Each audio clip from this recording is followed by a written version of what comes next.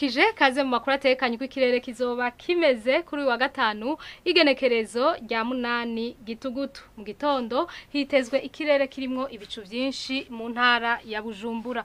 Uzindi ntara hitezweyo ikirere kibonekamwo izuba n'ibicu bike bike. Ahazoba hakanye kurusha handi ni mu ntara za Bururi na Mwaro nk'uko ibipimo by'ubushuhe bibitwereka. Ku muhingamo hitezwe imvura yumvikanamwo imituragaro mu ntara ya Bujumbura. Mu zindi ntara hitezweyo ikirere kibonekamwo izuba n'ibicu bike bike. Intara ya Cibitoke nizorangwamwo ubushuhe kurusha izindi ntara nk'uko ibipimo by'ubushuhe bivyerekana. Amakuru atekanye ikirere agarukiye ngaha mwakoze kuyakurikira mugira ijoro ryiza. Amakuru yacu tuyahere kuri iyi nkuru iciye ku masonga ivuga ku bijanye n'amagara y'abantu. Umushikiranganje w'amagara y'abantu Tade Ndikumana yamenyesheje ko Uburundi buzoronswa incanco za mbere zikiza COVID-19 kuva mu kwezi kwa Munyonyo k'uyu mwaka. Ariko akavuga ko ukwikingiza bizokogwa n'uwushaka. Abarundi bakaba babandanya kubona ko abarongoye Uburundi bakibandanya gufata minenegwe ivyico kiza. Aho ni mu gihe mu bindi bihugu abategetsi bitwararika kurarika abanyagihugu kuvyerekeye kwirinda ico kiza hamwe no kwicandagisha. Abanyagihugu bakaba bavuga ko ico kiza muri kino gihe abantu benshi bakigwaye mu gihugu. Iyo ngendo ya leta yo kutitaho ivy'amagara yabo bakaba bayinegura bivuye inyuma. Tugaruke kuri ya nkuru yerekeye igenwa mu yandi mabanga yo kuba umuyobozi mukuru ajejwe gutwara ibintu n'abantu kuri Albert Maniratunga, aho bamwe n'abandi babandanya kugira ico babivugako. Mwishirahamwe Oricome bakaba gushiko n'ubu baceyumvira ko uwaraye agenwe ashobora kuba atari Maniratunga yaheruka gutukirwa n'umukuru w'igihugu mu ikoraniro ry'abantu, kandi yavuzwe ko ari mu bariko barahombesha abanyagihugu n'igihugu. Inkuru twateguriwe na mugenzi wacu Jeannette Kamikazi. Nk'uko bisigurwa na Gabriel Rufyira arongoye ishirahamwe Oricome, amenyesha ko batangaye cyane bamaze kumva itegeko ryashizwe ku mukono n'umukuru w'igihugu Evariste Ndayishimiye rigena mu mabanga mashasha Albert Maniratunga mu gihe yaheruka gukurirwa mu ikoraniro ry'abantu. Kubwabo bati twibaza ko wagenywe atoba ari Albert Maniratunga dusanzwe tuzi, kuko hamwe yoba ari we vyo dutangaza cyane. Kurikira Gabriel Rufyiri arongoye ishirahamwe Oricome. Tubonye itegeko ryari rishizwe ko umukono n'umukuru w'igihugu, ubwa mbere twatangaye, hanyuma tumaze gutangasha twibwira tuti twibaza yuko yoba ari uwo bitiranwa. Nuno munsi twibaza yuko ari uwundi yitwa Albert Maniratunga atari urya dusanzwe tuzi, kuko hamwe yoba ari we twibaza neza yuko twosha turondera izindi nsiguro. Mugageza kwino saha ntitwokumva yuko hari umuntu yokurirwa imbere y'abantu akabwirwa amajambo nk'aje yabwiwe mu mezi atari munsi ya 3, ukaza wumva basubiye kumuhereza ikindi giti. Nibaza kandi igiti cyo hejuru, nibaza yuko byo bigoye cyane kuronka izina umuntu avyita. Ariko ubu tworindira kugira vyinshi tuvuze tutaramenya ko ari ubitiranwa. Ico ni cambere. Mwishirahamwe Oricome rero bakaba bagwa bakagaruka bati hamwe vyabaye vyo bari vyo kugena Albert Maniratunga mu mabanga mashasha, bati bitwibutsa ko umukuru w'igihugu yigeze kumenyesha abarundi n'amakungu ko mu kiringo c'indwi zibiri gusa abantu bose bari mu mabanga bategerezwa kuba berekanye amatungo yabo, ngo yamara kugeza n'ubu bakaba batigeze babikora, kandi bitegekanywa n'ibwirizwa shingiro ry'u Burundi. Bakibutsa uwundi muyobozi w'ishirahamwe Regidezo nawe nyene yigeze kubwirwa amajambo nk'ayo, yamara ngo aho kumukura yashinzwe amabanga asumbayo yarajejwe, nk'uko bivugwa n'umukuru w'ishirahamwe Oricome. Nico gituma twebwe turi dutangura tukavuga ivyashitse hamwe vyo bari vyo, bica bitwibutsa ibintu yigeze gushikiriza itariki 23 z'ukumunani mu mwaka wa 2020, avuga yuko mu ndwi zibiri abantu batarekana ubutunzi bwabo bataza kuba babwerekanye. Nagira nibutse ko iyo ngingo iri mu bwizwa nshingiro mu ngingo ya 95 n'amategeko yo kugwanya igiturire cyane cyane ingingo ya 29 y'iteko ryo kugwanya igiturire n'ayandi mabi asa naco. Ivyo rero kugeza nuno munsi umwaka n'amezi arenga 2 birarenganye ivyo bintu bitarakogwa. Kwebwe ntibiduhumuriza na gatoya. Ikigira kabiri hari umuntu wo muri Regidezo yigeze kubwirwa amajambo nk'ayabwiwe Albert, muribuka neza yuko bavuze ko busuma buriyo abantu batwara Regidezo bose arabasuma arababanda abantu batagira cyo bibanga aribo bariko baratuma societe Regidezo ziri kuratembagara. Mugabo uyo muntu nyene yaciye aduzwa hejuru mu biro by'umukuru w'igihugu aza kuba ujejwe ivyo no kwita ivyo muyaga nkuba energy mu gihugu cose. Ivyo rero urumva ntibiduhumuriza na gatoya.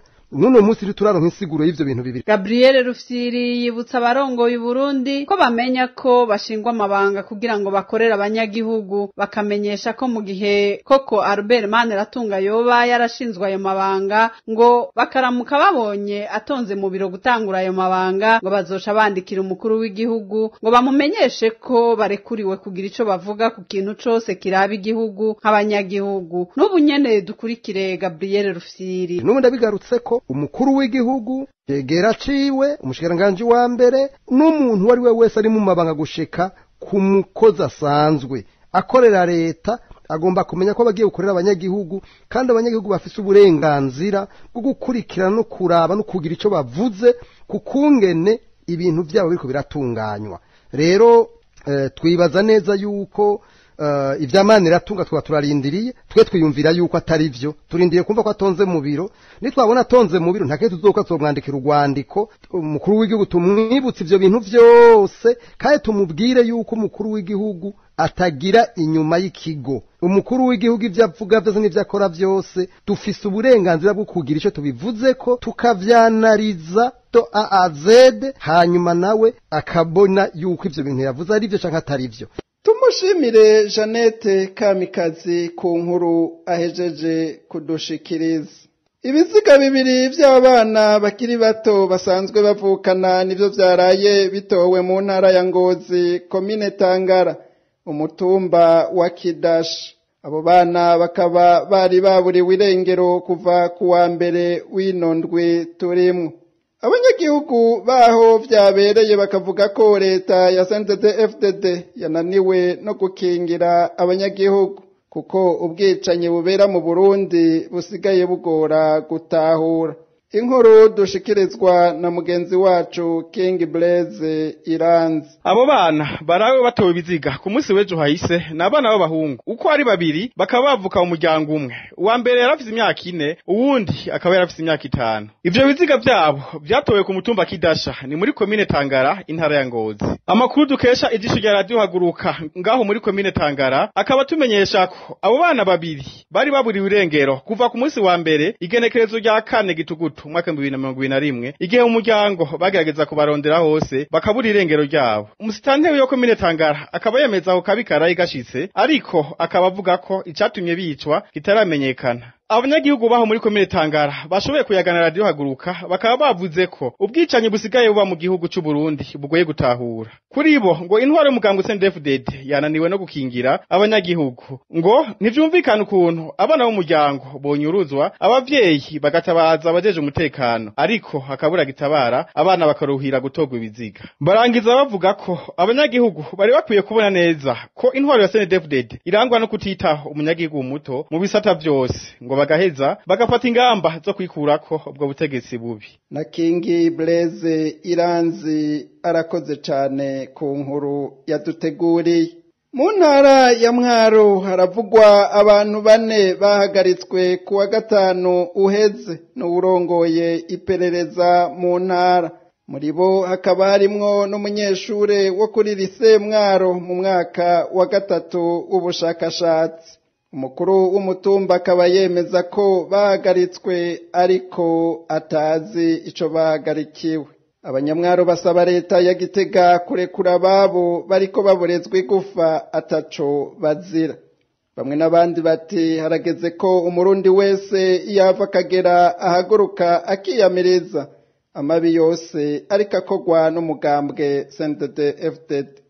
Byinshi kuri iyo nkuru na Eric Kwizera. Abo bafunzwe ni Justin Igirukigomba, umunyeshuri wo kuri lycée Mwaro, hamwe n'abo muryango wiwe batatu. Uwo munyeshure no mu mwaka wa gatatu w'ubushakashatsi yahagaritswe kuri wa gatatu heze n'umuyobozi w'igendereza mu ntara. Inyuma yo kubarizwa mu bitaro by'umuyobozi wa lycée Mwaro, uwo munyeshure yaciye ajanwa mu kibanza kugeza ubu gitaramenyekana. Abandi banyeshure batatu bo kuri iryo shure nyene babajwe kubijanye n'ubutumwa bwo kuri telefone bahanahanywe na Igirukigomba mu buruhuko burangiye kwa 12 Nyakanga uheze, ariko baciye barekurwa bidatevye. Abandi baciye bafatwa bukeye bwaho ni Pierre Ndayisaba, umukukuruke yahoze mu gisirikare ca kera, umuvyeyi wa Justin se wabo, nawe nyene akaba ari mu bakukuruke, hamwe na mwene se wabo yarahejeje amashure yisumbuye. Nabo nyene bahagaritswe n'urongo igendereza mu ntara. Abo bose bakaba basanzwe ku mutumba Higiro muri commune Ndava ku musi wa gatanu heze. Ayo makuru aremezwa na Epitas Bayubahe, umuyobozi wa lycée Mwaro, hamwe n'umukuru w'umutumba, aho umuyobozi w'ishure amenyesha ko umunyeshuri yahagaritswe ku mvu z'amatohoza, ariko ntiyatomoye icatumye ahagarikwa. Avuga kandi ko atazi aho umunyeshuri apfungiwe. Umukuru w'umutumba nawe nyene aremeza ayo makuru, ahagira akamenyesha ko yatanze icegeranyo ku bamukurira, gakaba arindiriye ikizovamwo. Ngo naho biruko ngo ntigeze amenyeshwa icatumye abo bantu bahagarikwa canke iyo bapfungiwe. Abatavuga rumwe n'umugambwe CNDD-FDD barageramiwe muri iyo ntara, na cane cane abahungutse hamwe n'abahoze mu gisirikare no mu gipolisi. Benshi muri bo barahagaritswe muri commune Ndava, muri Ruheshi na Mukakaro mu mwaka uheze, bivuye ku gitero cahitanye ubuzima bw'abantu 18 muri commune Rutegama, intara ya Muramvya. Abanyamwaro basaba leta ya Gitega kurekura abo bafungiwe ubusa ngo kuko atacifise ibagiriza. Bamwe n'abandi bati harageza ko abarundi bahaguruka bakirukana leta ibica ibanyuruza ibapfungira ubusa atacamira. Eric Kwizera tumushimire kuri iyo nkuru. Inkuru ya nyuma y'aya makuru. Ingorane zifatiye mu kibano zirakwiye kwigwa neza kugira abateshejwe izabo bashobore gusubira ku mitumba baje bavako, ngo kubera ko atantambara ikiri mu gihugu. Ivyo vyashikirijwe n'umukuru w'umugwi w'igihugu ujejwe agateka kazi na muntu ku munsi wa kabiri w'iyindwi. Hari mu nama yagiranye na baburamatari b'intara za Kayanza, Muyinga na Ngozi. Iyo mvugo y'umukuru w'umugwi CNIDH yo kwirengagiza ikibazo c'umutekano muke urangwa mu mihingo itandukanye ikaba yiyamirizwa na bamwe mu banyagihugu, aho bavuga ko ico ari kimenyetso c'uko umugwi CNIDH ukorera inyungu z'umugambwe uri ku butegetsi CNDD-FDD. Inkuru twateguriwe na Aline Munezero. Mu nama yabereye mu ntara ya Ngozi ku munsi wa kabiri w'iyindwi, umukuru w'umugwi CNIDH yagiranye n'abarongoye intara n'amakomine agize intara za Kayanza, Muyinga na Ngozi. 60 Vinyini Muraba arongoye CNIDH yamenyesheje ko iyo nama ari yo kwigira hamwe ingene agateka ka muntu kifashe mu makambi y'abateshejwe izabo, hamwe no kuraba ingene ibibazo basanzwe bafise vyotorerwa inyishu zirama. Nkuko musanzwe mubizi mu bijanye n'agateka kazina muntu, turaraba abantu baba barungurujwe bava mu bibanza bahora babamwo bakaja mu bindi. Ivyo rero twabigize kugira ngo dushobore kuganira n'inzego zitandukanye zijejwe amabanga atandukanye mu gihugu, duhereye kuri baburamatari hamwe na bamusitanteri izi komine zifise iyo migwi y'abantu. Twabahamagaye kugira ngo dushobore kuganira, turabe agateka kazina muntu ingene kifashe kuri abo bantu, turabe ivyo baba bakeneye muri rusangi n'ivyo basanzwe baronka, kugira ngo bishobore gufasha hashobore kuboneka inyishu zirama ku bibazo abo bantu bafise. Kubw'umukuru wa CNIDH rero naho ishirahamwe arongoye risanzwe rifasha mwene iyo migwi y'abantu, ngo ivyo bavyiza gusumba nuko abateshejwe izabo bosubira ku mitumba baje bavako kuko atantambara ikirangwa mu gihugu. 60 Vinyini Muraba agira ko avuga ko ingorane nyamukuru zihari arizo mu kibano, izo nazo ngo nizo zikwiye gukurwaho kugira ngo abateshejwe izabo babeho batunganiwe. Umugwi w'igihugu wigenga ikibazo muntu usanzwe uri mu mashirahamwe ariko arafasha mu bijanye no gukingira agateka kazina muntu mu Burundi. Dukorana na HCR kandi tugakorana n'andi mashirahamwe atandukanye afasha abateshejwe izabo canke abahunze canke abahungutse. Murabizi ko Burundi harimo abantu benshi bakenye, ico ni kibazo abantu bose basanzwe bafise. Mugabo iyo udasanzwe uba kwitongo giwawe naho urumva ko hariho izindi ngorane zishobora kuza mu mibano, aho usanga hari ingorane zitandukanye nizo nyamukuru umuntu ateza kuraba kugira ngo umuntu wese abe kwitongo yiwe kandi atunganirwe na cane ubu atantambara ikihari turi mu mahoro. Iyo mvugo y'umukuru w'umugwi CNDH iriyamirizwa na bamwe mu banyagihugu baganiriye na radio Haguruka, aho bavuga ko batangazwa n'ingene Sixte Vinyini Muraba yirengagiza abarundi badasiba kugandagurwa mu mihingo itandukanye, abanyuruzwa hamwe n'ababorezwa igufa. Nkuko vyabandanije bishikirizwa n'abo banyagihugu, kubona umukuru wa CNDH yemanga ko igihugu gitekanye ngo vyerekana ko akorera inyungu z'umugambwe uri ku butegetsi CNDD-FDD. Hari mbere na bamwe muri abo banyagihugu batashimye kuvugira ku vyuma vyacu, babona ko uwo mugwi ukwiye kuvaho ngo kuko atacu bamariye. Aline Munezero nawe nyene arakenuye kuri iyo nkuru. Abanyakuri nibo bagomba kurwanywa mu gihugu cy'Uburundi, murabibona murabyumva. Mwumve ko birababaje. Harageze yuko Uburundi burangwa n'abashinga ntaye n'abafasoni b'imitima bafise umutima runtu. Harageze barundi kazi.